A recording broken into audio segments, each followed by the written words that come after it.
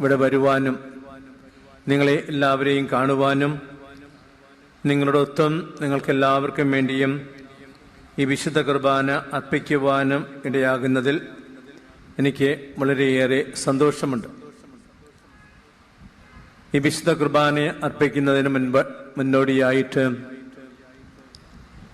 പരിശുദ്ധ ജപമാല നമ്മൾ അർപ്പിച്ചു. ദിവ്യകാരുണ്യ ആരാധനയിൽ നമ്മൾ സംബന്ധിച്ചു. ദൈവത്തിൻ്റെ പ്രത്യേകമായ പരിപാലന വഴി ആരാധന നയിക്കുവാൻ നമ്മോടുകൂടി നമ്മുടെ പ്രിയപ്പെട്ട സഹോദരി റാണി ജോണും സന്നിഹിതയായിരുന്നു.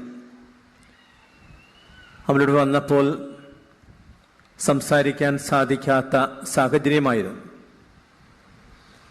എന്നാൽ ആരാധനയുടെ സമയമായപ്പോൾ ആരാധന നയിക്കുവാനുള്ള കഴിവ്, ശക്തി, അഭിഷേകം ദൈവം അവൾക്ക് നൽകുകയുണ്ടായി. ഞാനിവിടെ വൈകിയാണ് വന്നത്. വേറെ 2 പരിപാടികൾ എനിക്കിന്നുണ്ടായിരുന്നു. അത് 2 കഴിഞ്ഞിട്ടാണ് ഞാനിവിടെ എത്തിയത്. അപ്പോഴേക്കും ആരാധന തുടങ്ങിക്കഴിഞ്ഞിരുന്നു. ആരാധന നയിക്കുന്നത് ആരാണ് എന്ന് ഞാൻ ചോദിച്ചപ്പോൾ ടോമച്ചൻ എന്നോട് പറഞ്ഞു, റാണി തന്നെയാണ് ആരാധന നയിക്കുന്നത് എന്ന്. സ്വരത്തിൽ നിന്ന് എനിക്കത് തിരിച്ചറിയാൻ സാധിക്കുമായിരുന്നു. ദൈവം ഇന്നും അവളിലൂടെ അത്ഭുതങ്ങൾ പ്രവർത്തിച്ച് കൊണ്ടിരിക്കുകയാണ്. ദൈവം പരിശുദ്ധ അമ്മ വഴിയായിട്ടും റാണി വഴിയായിട്ടും നമുക്ക് നൽകിക്കൊണ്ടിരിക്കുന്ന എല്ലാ അനുഗ്രഹങ്ങൾക്കും നമ്മൾ ഇന്ന് ഹൃദയപൂർവ്വം നന്ദി പ്രകാശിപ്പിക്കുകയാണ്. 117 സങ്കീർത്തനം 15 തിരുവചനത്തിൽ നമ്മൾ ഇപ്രകാരം വായിക്കുന്നുണ്ട്. അവിടുന്ന് അവരോട് കാണിച്ച കാരുണ്യത്തെ പ്രതിയും ദൈവമക്കൾക്ക് വേണ്ടി അവിടുന്ന് പ്രവർത്തിച്ച, മനുഷ്യമക്കൾക്ക് വേണ്ടി അവിടുന്ന് പ്രവർത്തിച്ച അത്ഭുതങ്ങളെ പ്രതിയും അവർ ദൈവത്തിന് നന്ദി പ്രകാശിപ്പിക്കട്ടെ. അവിടുന്ന് അവരോട് കാണിച്ച കാരുണ്യത്തെ പ്രതിയും, ദൈവം നമ്മോട് കാണിച്ച കാരുണ്യത്തെ പ്രതിയും മനുഷ്യമക്കളോട് അവിടുന്ന് കാണിച്ച അല്ലെങ്കിൽ അവർക്ക് വേണ്ടി പ്രവർത്തിച്ച അത്ഭുതങ്ങളെ പ്രതിയും അവർ ദൈവത്തിന് നന്ദി പ്രകാശിപ്പിക്കട്ടെ. പ്രിയപ്പെട്ടവരെ, ഇത് നന്ദി പ്രകാശനത്തിൻ്റെ ഒരു അവസരമാണ്. ദൈവം നമ്മോട് കാണിച്ച കാരുണ്യത്തെ പ്രതി ദൈവത്തിന് നമ്മൾ നന്ദി പ്രകാശിപ്പിക്കുകയാണ്. നമുക്ക് വേണ്ടി ദൈവം പ്രവർത്തിച്ച അത്ഭുതങ്ങളെ പ്രതി, പരിശുദ്ധ അമ്മയുടെ ശക്തമായ മാധ്യസ്ഥം വഴി ദൈവം പ്രവർത്തിച്ച അത്ഭുതങ്ങളെ പ്രതി, റാണിയിലൂടെ ദൈവം പ്രവർത്തിച്ച അത്ഭുതങ്ങളെ പ്രതി നമ്മൾ ഇന്ന് ദൈവത്തിന് നന്ദി പ്രകാശിപ്പിക്കുകയാണ്. റാണി നയിച്ചതായ ആരാധന വളരെയേറെ ഹൃദയസ്പർശിയായിരുന്നു, അഭിഷേകം നിറഞ്ഞതായിരുന്നു. ഇതിൻ്റെ ആത്മീയമായ അരൂപിയിൽ തന്നെയാണ് നമ്മളെല്ലാവരും ഇപ്പോഴായിരിക്കുന്നത്. നമുക്കറിയാം, ഇവിടെയുള്ള മരിയൻ യൂക്കറിസ്റ്റിക് സെന്റർ കഴിഞ്ഞ ഒരു വർഷം വരെ റാണിയുടെയും ജോണിൻ്റെയും കുടുംബത്തിൻ്റെതായിരുന്നു. എന്നാൽ കഴിഞ്ഞ വർഷം അവർ ആ സ്ഥാപനത്തെ രൂപതയ്ക്ക് കൈമാറി. അന്നു മുതൽ ആ സ്ഥാപനം രൂപതയാകുന്ന വലിയ കുടുംബത്തിൻ്റെ സ്വന്തമായിട്ട് മാറിയിരിക്കുകയാണ്. ആ സെന്ററിനെ ഇപ്പോൾ നയിച്ചുകൊണ്ടിരിക്കുന്നത് ബഹുമാനപ്പെട്ട ടോമച്ചനും ബഹുമാനപ്പെട്ട ജിജോ അച്ഛനുമാണ്.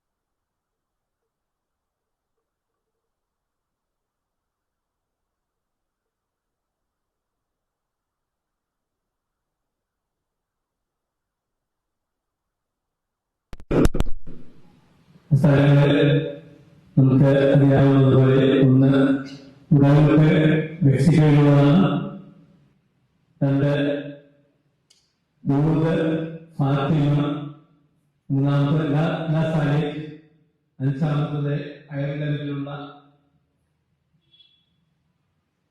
ഡോക്ടർ എന്ന് പറയുന്ന സ്ഥലം.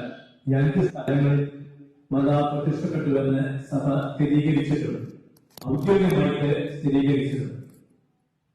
ബാക്കി സ്ഥലങ്ങളിൽ മാതാവ് പ്രത്യക്ഷപ്പെട്ടിട്ടുണ്ടോ എന്നുള്ള ചോദ്യത്തിന് ഉണ്ടാകാം എന്നുള്ള മറുപടിയാണ് സഭയുടെ ഭാഗത്തുണ്ടാകുക.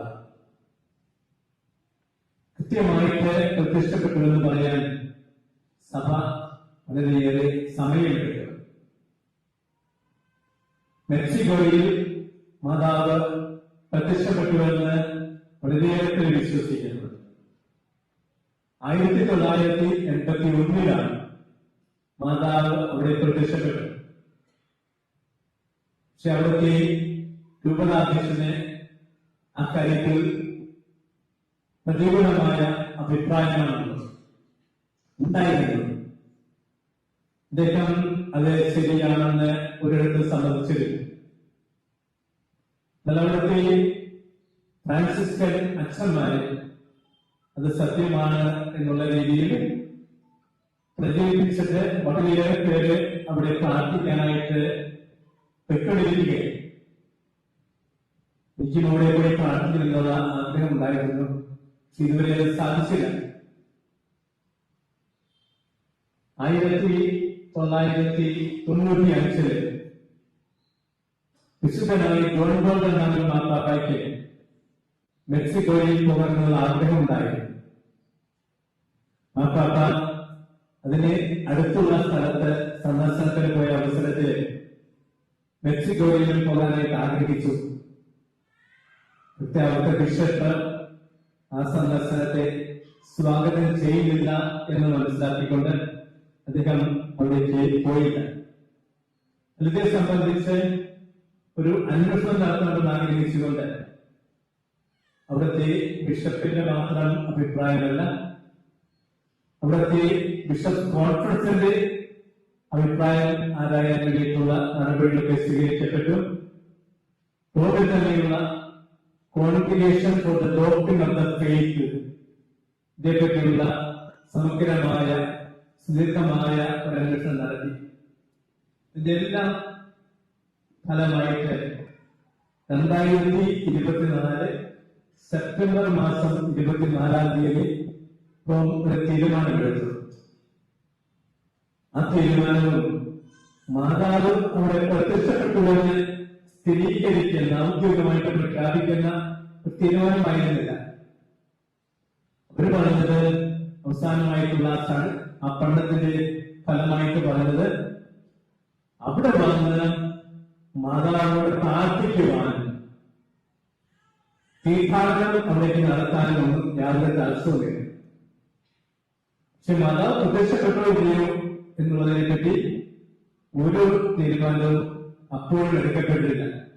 ഞാനിതെല്ലാം നിങ്ങളോട് പറയുന്നതിന്റെ കാരണം നമ്മുടെ സഭയുടെ ഭാഗത്ത് നിന്ന് ഔദ്യോഗികമായിട്ടുള്ള സ്ഥിരീകരണം ഉണ്ടായില്ലയോ എന്നതല്ല പ്രധാനപ്പെട്ട കാര്യം. മാതാവ് നമുക്ക് നൽകുന്ന സന്ദേശം, പ്രത്യക്ഷപ്പെടുന്ന അവസരങ്ങളിൽ നൽകുന്ന സന്ദേശം എന്താണ് എന്ന് മനസ്സിലാക്കിക്കൊണ്ട് ആ സന്ദേശം ഉൾക്കൊണ്ടുകൊണ്ട് പ്രവർത്തിക്കുകയാണ് നമ്മുടെ എല്ലാവരും ചെയ്യുന്നത്. പക്ഷെ നമ്മുടെയൊക്കെ കാലശേഷമായിരിക്കാം ഇത് സംബന്ധിച്ച് 1000-ഓളം സ്ഥലങ്ങളിൽ മാതാവ് പ്രത്യക്ഷപ്പെട്ടുവെന്ന് പറയുന്നില്ലേ. മെക്സിക്കോയിലേക്ക് 10,000 ആളുകളാണ് ഇപ്പോഴും പോയിക്കൊണ്ടിരിക്കുന്നത് അവിടെ പോയി പ്രാർത്ഥിക്കാനായിട്ട്. പക്ഷെ അവിടേക്ക് പോയി പ്രാർത്ഥിക്കാൻ ഇത്രയേറെ ആളുകൾ പോകുന്ന ഈ അവസരത്തിൽ പോലും അവിടെ മാതാവ് പ്രത്യക്ഷപ്പെട്ടോ പെടുന്നുണ്ടോ എന്നതിനെ പറ്റിയുള്ള ആധികാരികമായ ഔദ്യോഗികമായ ഒരു തീരുമാനം ഒരുപക്ഷെ നമ്മളൊക്കെ ഇവിടെ പോയി കഴിഞ്ഞിട്ടായിരിക്കാം സഭയുടെ ഭാഗത്തുണ്ടാവുക. ഇക്കാര്യങ്ങളിൽ ഇതുപോലുള്ള കാര്യങ്ങളിൽ സഭ വളരെ ശ്രദ്ധയോടുകൂടി ജാഗരൂകതയോട് മാത്രമേ പ്രവർത്തിക്കുകയുള്ളൂ. കാരണം സഭയുടെ ഭാഗത്തുനിന്ന് തെറ്റ് വരരുത് എന്ന് സഭ ആഗ്രഹിക്കുന്നു. അതുകൊണ്ട് നമ്മൾ ഓരോരുത്തരും ഇതുപോലുള്ള കാര്യങ്ങളിൽ പുലർത്തേണ്ട മനോഭാവം, മാതാവ് എന്തുകൊണ്ട് ഇപ്രകാരം പല സ്ഥലങ്ങളിൽ പ്രത്യക്ഷപ്പെടുന്ന സ്ഥലങ്ങളിൽ മാതാവ് എന്ത് നമ്മളോട് പറയുന്നു എന്നതിനെ പറ്റിയാണ്. എന്തുകൊണ്ടാണ് മാതാവ് പ്രത്യക്ഷപ്പെടുന്നത്? വ്യവസായത്തിലാകോ ഇതുപോലെ പ്രത്യക്ഷപ്പെടുന്നതായിട്ട് നാം കാണുന്നില്ല. പ്രത്യക്ഷപ്പെട്ടിട്ടുണ്ട് ചില സ്ഥലങ്ങളില്, അല്ലെങ്കിൽ മറ്റ് വിശുദ്ധര് വളരെ ചുരുക്ക സ്ഥലങ്ങളിൽ മാത്രമാണ് പ്രത്യക്ഷപ്പെടുന്നത്. എന്തുകൊണ്ട് മാതാവ് പ്രത്യക്ഷപ്പെടുന്ന ചോദ്യത്തിന് മാതാവ് തന്നെ മറുപടി നൽകുന്നു. ആ മറുപടി നമുക്ക് എല്ലാവർക്കും അറിയാവുന്ന മറുപടി തന്നെയാണ്. ഞാൻ നിങ്ങളുടെ അമ്മയാണ്, നിങ്ങളെ സ്നേഹിക്കുന്ന അമ്മയാണ്, നിങ്ങളോട് കരുണ കാണിക്കുന്ന അമ്മയാണ്, ദൈവമുള്ള മാതാവാണ്. അതുകൊണ്ടാണ് ഞാൻ ഇത്രയേറെ സ്ഥലങ്ങളിൽ പ്രത്യക്ഷപ്പെടുന്നത് എന്ന് മാതാവ് തന്നെ വ്യക്തമാക്കിയിട്ടുണ്ട്. അതായത് നമ്മളെല്ലാവരും മാതാവിന്റെ മക്കളാണ്, അമ്മയുടെ മക്കളാണ്. അമ്മയുടെ മക്കളായ നമ്മളാരും നശിച്ചു പോകരുത് എന്ന് നാം ആഗ്രഹിക്കുന്നു. അതുകൊണ്ട് അമ്മ ഓരോ സ്ഥലങ്ങളിൽ ഓടി നടക്കുകയും പ്രത്യക്ഷപ്പെട്ടുകൊണ്ട് എല്ലാ സ്ഥലങ്ങളിലും നടക്കുകയും ഒരേ തരത്തിലുള്ള സന്ദേശം തന്നെയാണ് മാതാവ് നൽകുന്നത്. റാണിക്ക് മാതാവ് പ്രത്യക്ഷപ്പെട്ട അവസരത്തിൽ നൽകപ്പെട്ടതായ സന്ദേശങ്ങള് പുസ്തക രൂപത്തിൽ പ്രസിദ്ധീകരിക്കപ്പെട്ടിട്ടുണ്ട്. ഞാനെല്ലാം വായിച്ചു. ആ സന്ദേശങ്ങളും മറ്റു സ്ഥലങ്ങളിൽ മാതാവ് പ്രത്യക്ഷപ്പെട്ട അവസരങ്ങളിൽ നൽകപ്പെട്ട സന്ദേശങ്ങളെല്ലാം സാധ്യമായ വ്യത്യാസമുള്ള സന്ദേശങ്ങളൊന്നുമല്ല, ഒരേ തരത്തിലുള്ള സന്ദേശങ്ങൾ തന്നെയാണ്. മറ്റു സ്ഥലങ്ങളിൽ പറഞ്ഞിട്ടുള്ള കാര്യങ്ങൾ തന്നെയാണ് മാതാവ് ഇവിടെയും റാണിക്ക് നൽകിയിട്ടുള്ളത്. മനസ്സറിയുക, മനസ്സാന്തരപ്പെടുക, പ്രായശ്ചിത്തം അനുഷ്ഠിക്കുക, പ്രാർത്ഥിക്കുക. വളരെ പ്രത്യേകമായിട്ട് ജപമാല ചൊല്ലി പ്രാർത്ഥിക്കുക. മറ്റു ചില കാര്യങ്ങളൊക്കെ പറയുന്നത് അടിസ്ഥാനപരമായിട്ട് നൽകപ്പെട്ടിട്ടുള്ള സന്ദേശങ്ങളുടെ സാരം അതാണ്. മനസ്സറിയിക്കുക, മാനസാന്തരപ്പെടുക, പ്രായശ്ചിത്തം അനുഷ്ഠിക്കുക, പ്രാർത്ഥിക്കുക, പ്രത്യേകിച്ച് ജപമാല ചൊല്ലി പ്രാർത്ഥിക്കുക. മെക്സിക്കോയിൽ പ്രത്യക്ഷപ്പെട്ട അവസരത്തില് മറ്റു സ്ഥലങ്ങളിൽ പ്രത്യക്ഷപ്പെട്ട അവസരങ്ങളിലെല്ലാം മാതാവ് നൽകിയിട്ടുള്ള സന്ദേശങ്ങളുടെ സാരാംശം, അടിസ്ഥാനപരമായിട്ടുള്ള സാരാംശമാണ്. ഡീറ്റെയിൽസ് ഒക്കെ ഓരോ അവസരത്തിലും കൂടുതലായിട്ട് മാതാവ് നൽകുന്നുണ്ട്. പക്ഷെ ഈ ഒരു സന്ദേശം ഉൾക്കൊണ്ടുകൊണ്ട് പ്രവർത്തിക്കാനായിട്ടാണ് നമ്മളെല്ലാവരും പരിശ്രമിക്കേണ്ടത്. അടുത്ത കാലത്ത് എനിക്ക് വാത്സിംഗം മാതാവിന്റെ, അതായത് ഇംഗ്ലണ്ടിൽ മാതാവ് പ്രത്യക്ഷപ്പെട്ട സ്ഥലത്തിന്റെ പേരാണ് വാത്സിംഗ. 1961 മാതാവ് അവിടെ പ്രത്യക്ഷപ്പെട്ടത്. അവിടെ മാതാവ് പ്രത്യക്ഷപ്പെട്ടുവെന്ന് അവിടുത്തെ ബിഷപ്പ് സ്ഥിരീകരിക്കുന്നുണ്ട്. 2 മാർപ്പാപ്പമാര് അദ്ദേഹത്തെക്കുറിച്ചുള്ള അനുകൂലമായ അഭിപ്രായം പ്രകടിപ്പിച്ചിട്ടുണ്ട്.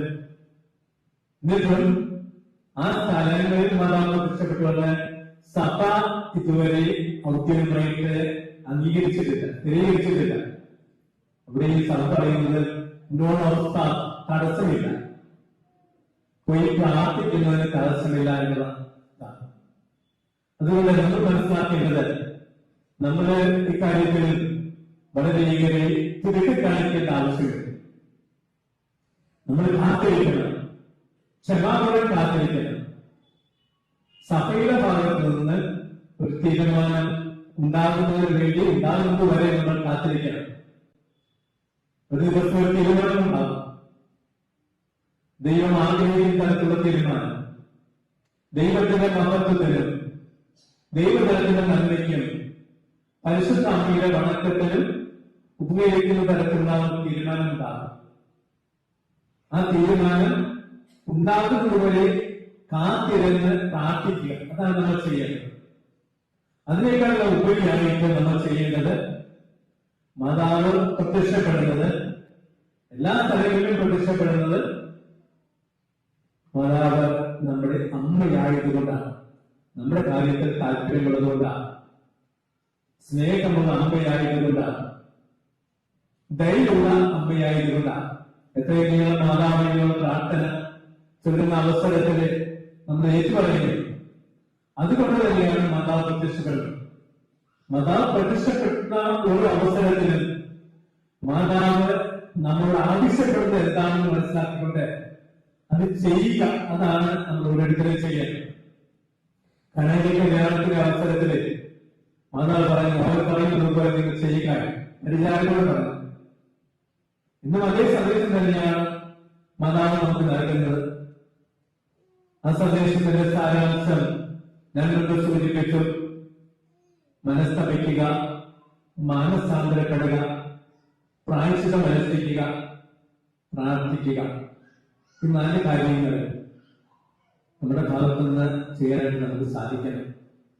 നമ്മുടെ പാപങ്ങളെയോട്ട് മനസ്തപിക്കണം, മാനസാന്തരപ്പെട്ട് പുതിയ മനുഷ്യരായിട്ട് മാറാൻ നമുക്ക് സാധിക്കണം. നമ്മൾ പ്രായശ്ചിത്തം അനുഷ്ഠിക്കണം. നമ്മുടെ പാപങ്ങൾക്കും ദൈവജനത്തിന്റെ പാപങ്ങൾക്കുമായിട്ട് പ്രായശ്ചിത്തം അനുഷ്ഠിക്കാൻ നമ്മൾ തയ്യാറാക്കണം. എല്ലാത്തിനും ഉപരിയായിട്ട് നമ്മൾ പ്രാർത്ഥിക്കണം. ലോകസമാധാനത്തിന് വേണ്ടി ഭീകരമായ വിപത്തുകളൊക്കെ ലോകത്ത് സംഭവിക്കുമെന്ന് മാതാവ് മുന്നറിയിപ്പ് നൽകുന്നുണ്ട്. പാപം വർദ്ധിക്കുകയാണ്. ദൈവത്തിന്റെ ജനം നാശത്തിന്റെ മാർഗത്തിലേക്ക് നീങ്ങിക്കൊണ്ടിരിക്കുന്ന ഒരു സാഹചര്യമാണ്. മാതാവ് ആദ്യമായി പ്രത്യക്ഷപ്പെട്ടപ്പോൾ കൊടുത്ത രഹസ്യങ്ങൾ, 3 രഹസ്യങ്ങൾ, 3ാമത്തെ രഹസ്യം അതിൽ നിന്ന് പുറത്തു വന്നിരിക്കുകയാണ്. ആ രഹസ്യങ്ങളുടെ എല്ലാം ഉള്ളടക്കം എന്താണെന്ന് നേരത്തെ നമുക്കറിയാം. അതായത് പാപം വർദ്ധിക്കുന്നു, മനുഷ്യൻ നാശത്തിന്റെ പാതയിലേക്ക് ചലിക്കുന്നു, അതിനെല്ലാം ഫലമായിട്ട് ഭീകരമായ വിപത്തുകൾ സംഭവിക്കാൻ പോവുകയാണ്. മാർപ്പാപ്പയുടെ ആ വധശ്രമത്തെ പറ്റിയുള്ള സൂചനയും അതിലുണ്ടായിരുന്നു. അതുകൊണ്ട് ഇതുപോലുള്ള വിപത്തുകളൊക്കെ സംഭവിക്കാതിരിക്കണമെങ്കിൽ മാതാവ് നൽകുന്ന മുന്നറിയിപ്പുകൾ സ്വീകരിച്ചുകൊണ്ട് നമ്മൾ മനസ്തപിക്കണം, മനസ്സാന്തരപ്പെടണം. നമുക്ക് വേണ്ടി മാത്രമല്ല, ലോകത്തിന്റെ രക്ഷയ്ക്ക് വേണ്ടി, ലോക സമാധാനത്തിന് വേണ്ടി, പാപികളുടെ മനസ്സാന്തരത്തിന് വേണ്ടി പ്രാർത്ഥിക്കാൻ നമ്മൾ തയ്യാറാകണം. പ്രകാരം പ്രാർത്ഥിക്കുവാനുള്ള ഏറ്റവും നല്ല മാർഗം, പരിശുദ്ധ അമ്മയ്ക്ക് സ്വീകാര്യമായ മാർഗം ജപമാലയാണ്. ആ ജപമാല ചൊല്ലി പ്രാർത്ഥിക്കണം. താനിക്ക് കിട്ടിയ സന്ദേശങ്ങളിൽ ഒരിക്കൽ താനിയുടെ മാതാ പറഞ്ഞുകൊണ്ടാണ് ഞാൻ കേട്ടത്. അതായത് 15 ജപമാല ചൊല്ലുന്നുണ്ട്. പക്ഷേ പലരെ സംബന്ധിച്ചിടത്തോളം ജപമാല ഒരു അധര വ്യായാമമായിട്ട് മാത്രം മാറുകയാണ്. അതായത് നമ്മൾ പരിശുദ്ധ അമ്മയോടാണ് പ്രാർത്ഥിക്കുന്നത് എന്നുള്ള ഒരു വിചാരങ്ങളില്ലാതെ ഞങ്ങൾക്ക് വേണ്ടി ഇപ്പോഴും നല്ല സമയത്തും പ്രാർത്ഥിക്കണമെന്ന് നാം മാതാവിനോട് അപേക്ഷിക്കുകയാണെന്ന ഒരു ചിന്ത പോലും ഇല്ലാതെ നമ്മളിങ്ങനെ ചൊല്ലിക്കൊടുക്കുന്ന ആ ഒരു രീതി, അത് നമുക്കറിയാം. അതൊരു പ്രാർത്ഥന ആണ്, ഒരു പ്രാർത്ഥനയാണ്. എന്നാൽ എന്താ പറയുകയാണ്, എനിക്കിഷ്ടപ്പെട്ട പ്രാർത്ഥനയല്ല അത്. അതായത് മാതാവിനോട് നമ്മൾ പ്രാർത്ഥിക്കണം. ഒരു വ്യക്തിയോട് നമ്മൾ പ്രാർത്ഥിക്കുന്നത് പോലെ ഭക്തിയോടുകൂടെ മാതാവിനോട് പ്രാർത്ഥിച്ചാൽ ആ പ്രാർത്ഥനയ്ക്ക് ഫലമുണ്ടാകും. നിങ്ങൾ പലരും അപ്രകാരം പ്രാർത്ഥിക്കുന്നവരാണ് എന്ന് ഞാൻ വിശ്വസിക്കുകയാണ്. ഫലമാരെങ്കിലും ജപമാല പ്രാർത്ഥനയെ ഒരു അത്തര വ്യായാമമായിട്ട് മാത്രം മാറ്റുന്നുണ്ടെങ്കിൽ അവർ ഈ കാര്യത്തിൽ കൂടുതൽ ശ്രദ്ധിക്കാൻ വേണ്ടി ഞാനിത് പറഞ്ഞത് മാത്രം. അതുകൊണ്ട് നമ്മൾ മാതാവ് പ്രത്യക്ഷപ്പെട്ടോ, ശരിയാണോ, സഭ അംഗീകരിച്ചു എന്നുള്ള കാര്യങ്ങളെപ്പറ്റി അധികമൊന്നും ശ്രദ്ധിക്കാതെ മാതാവ് എന്തുകൊണ്ട് പ്രത്യക്ഷപ്പെടുന്നു, മാതാവ് എന്ത് നമ്മളോട് പറയുന്നു, ഞാൻ എന്ത് ചെയ്യണമെന്നാണ് മാതാവ് ആഗ്രഹിക്കുന്നത്, നെറ്റിൽ ചിന്തിച്ചുകൊണ്ട് രക്ഷയുടെ മാർഗത്തിലേക്ക് ചരിക്കുവാൻ ആ മാർഗത്തിലൂടെ ചരിക്കുവാൻ, അതാണ് നമുക്ക് നമ്മളോട് ചെയ്യേണ്ടത്. അവൻ വായിച്ചു കേട്ട ആ സുവിശേഷ ഭാഗത്തില് കർത്താവ് പറയുകയാണ്, ആരാണ് ചോദിക്കുകയാണ്, ആരാണ് എന്റെ അമ്മ, ആരാണ് എന്റെ സഹോദരൻ, ആരാണ് എന്റെ സഹോദരി?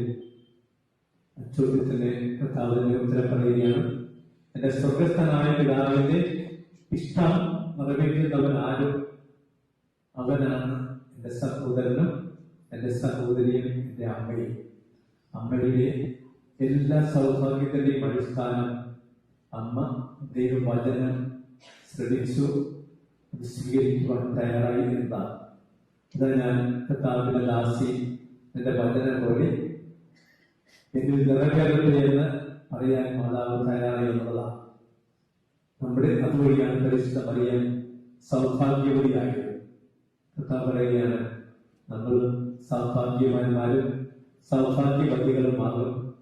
നമ്മൾ ദൈവത്തിന്റെ ഇഷ്ടമെന്ന് വിവേചിച്ചതിന് ഇഷ്ടത്തിനനുസരിച്ച് പ്രവർത്തിക്കുവാൻ നമ്മൾ തയ്യാറാവുകയാണെങ്കിൽ, അതുകൊണ്ട് നമുക്ക് ഈ അവസരത്തിൽ പരിശുദ്ധ അമ്മ വഴി നമുക്ക് ലഭിക്കുന്ന എല്ലാ സന്ദേശങ്ങൾക്കും ദൈവത്തെ നന്ദി പറയാം. പരിശുദ്ധ അമ്മയോടുള്ള ആ സ്നേഹം, അമ്മയ്ക്ക് നമ്മളോടുള്ള സ്നേഹം എത്ര പെട്ടെന്ന് മനസ്സിലാക്കിക്കൊണ്ട് അമ്മ പറയുന്നതനുസരിച്ച് പ്രവർത്തിക്കുന്ന നല്ല മക്കളായിട്ട് മാറാനായിട്ട് നമുക്ക് പരിശ്രമിക്കാം. എല്ലാ അനുഗ്രഹങ്ങൾക്കും പരിശുദ്ധ അമ്മ വഴി നമുക്ക് ലഭിച്ച, വഴി നമുക്ക് ലഭിച്ച, എല്ലാ സെക്ടറിലൂടെ നമുക്ക് ലഭിച്ച എല്ലാ അനുഗ്രഹങ്ങൾക്ക് ദൈവത്തിൽ നമുക്ക് നന്ദി പ്രകാശിപ്പിക്കാം. ആ സെന്റർ ഇനിയും വളരെയേറെ പേർക്ക് അനുഗ്രഹത്തിന് കാരണമാകുന്ന ഒരു സെന്ററായിട്ട് ഉണ്ടെന്ന് വരുവാൻ ഇടയാകട്ടെ എന്ന് നമുക്ക് എല്ലാവർക്കും ഹൃദയപൂർവ്വം ആശംസിക്കുകയും പ്രാർത്ഥിക്കുകയും ചെയ്യാം. നമുക്ക് എല്ലാവർക്കും ഒരിക്കൽ കൂടി ഈ ദിനത്തിന്റെ പ്രത്യേകിച്ച് ദിവ്യകാലത്തിന്റെ മാതാവിന്റെ തിരുനാമത്തിന്റെ എല്ലാ പ്രാർത്ഥനാശംസകളും അങ്ങനെ നടന്നുകൊണ്ട് ഞാൻ എന്റെ വാക്കുകൾ അവസാനിപ്പിക്കുകയാണ്. ഇത് സംബന്ധിച്ച് ഞാൻ പറഞ്ഞ കാര്യങ്ങളെ സംബന്ധിച്ച് ആർക്കൊരു സംശയം ഉണ്ടാകാതിരിക്കുന്നതിന് വേണ്ടിയാണ് ഇതിൽ നിന്ന് എനിക്ക് കിട്ടിയ ഈ അവസരം പ്രയോജനപ്പെടുത്തിക്കൊണ്ട് എല്ലാ കാര്യങ്ങളും വ്യക്തമാക്കാനായിട്ട് ശ്രമിച്ചത്. എല്ലാ കാര്യങ്ങളും നിങ്ങൾക്ക് വ്യക്തമായി തന്നെ വിശ്വസിക്കാൻ നമുക്ക് പരിശുദ്ധാത്മാവിന്റെ കുർബാന തുടർന്ന് സംബന്ധിച്ചുകൊണ്ട് പരിശുദ്ധ അമ്മയോട് നമുക്ക് പ്രാർത്ഥിക്കാം. അമ്മയുടെ ശക്തമായ മാധ്യസ്ഥ സഹായത്തിനോട് പ്രാർത്ഥിക്കാം. ദൈവകാരുണ്യ ഈശോയുടെ അനുഗ്രഹങ്ങള് നമുക്ക് നമ്മുടെ കുടുംബങ്ങൾക്ക് സമൃദ്ധമായി ലഭിക്കുവാൻ ഇടയാകുന്നതിന് വേണ്ടി നമുക്ക് പ്രാർത്ഥിക്കാം. നല്ല ഈശോ നമ്മെ എല്ലാവരെയും സമൃദ്ധമായി അനുഗ്രഹിക്കുക.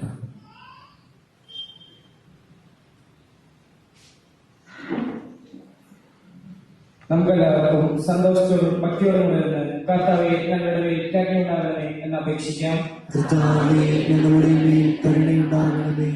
ഇതാ ഞാൻ കർത്താവിന്റെ ദാസി എന്ന് പ്രത്യുദ്ധരിച്ചുകൊണ്ട് ദൈവ